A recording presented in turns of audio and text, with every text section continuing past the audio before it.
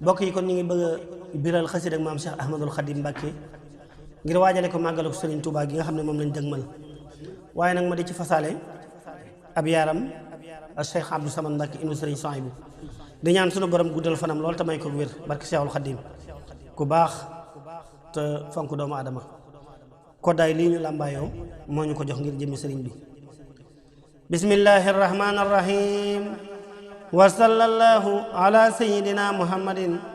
wa ala alihi wa sahbihi wa sallama tasliman a'udhu billahi minash shaitani rajim wa qad ayyasahu minni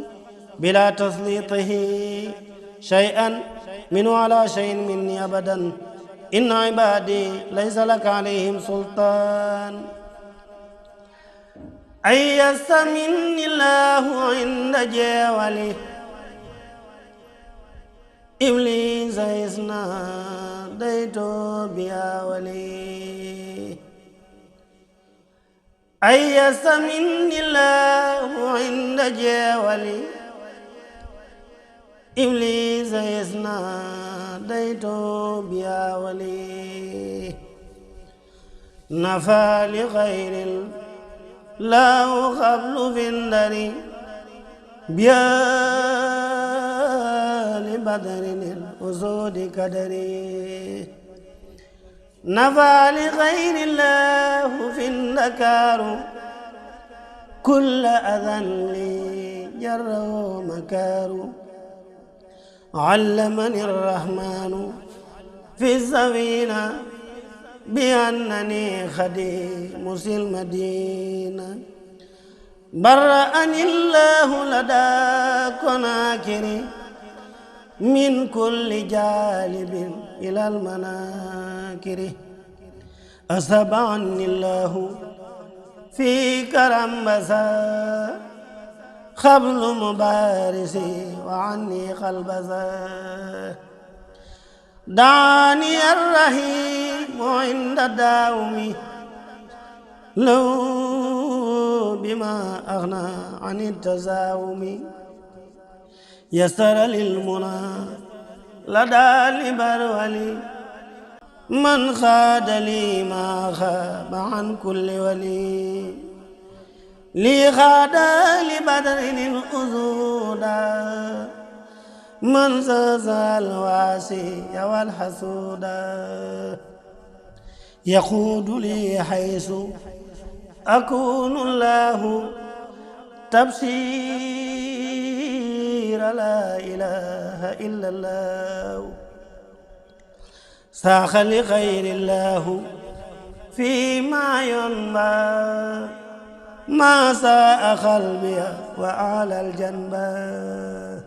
لله قد وصلت عند قلوى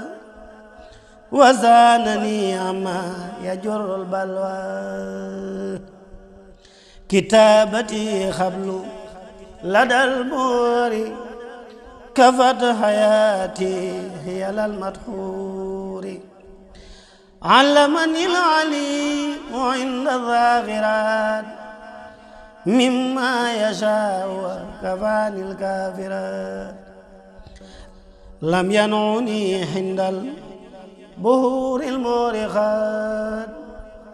داعي لخمر أو دواعي الفاسقات يسر للجميل عند المهلكات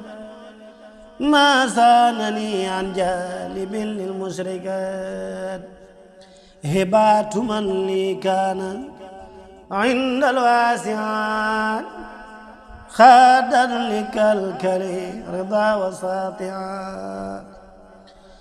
مد لي الأنوار عند الظلمات والظالمين من كفاني الصدمات سعادتي عند الإله إلهي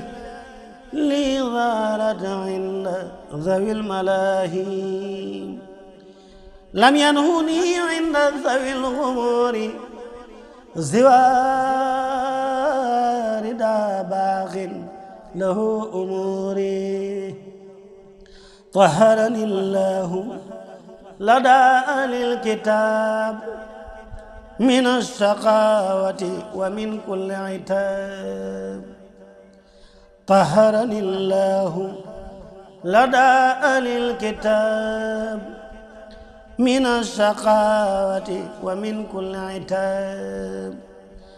أكرمني عند سوي الإدراك من خادني إليه بالإدراك ناجيت بيا نظير يا ولي كويتني إبليس عند جولي ناجيت بيا نظير يا ولي كويتني إبليس عند جولي وإن يردك بغير فلا راد لفضله وأوحينا إليه لتنبئنهم بأمرهم هذا وهم لا يشعرون يؤتي الحكمة من يشاء ومن يؤت الحكمة فقد أوتي خيرا كثيرا فإن الله لا يضيع أجر المحسنين وبشر الذين آمنوا وعملوا الصالحات أن لهم جنات تجري من تحتها الأنهار لا ريب فيه من رب العالمين وإن كنتم في ريب مما نزلنا على عبدنا فاتوا بسورة من مثله إن هذا لهو القصص الحق سبحان ربك رب العزة عما يصفون وسلام على المرسلين والحمد لله رب العالمين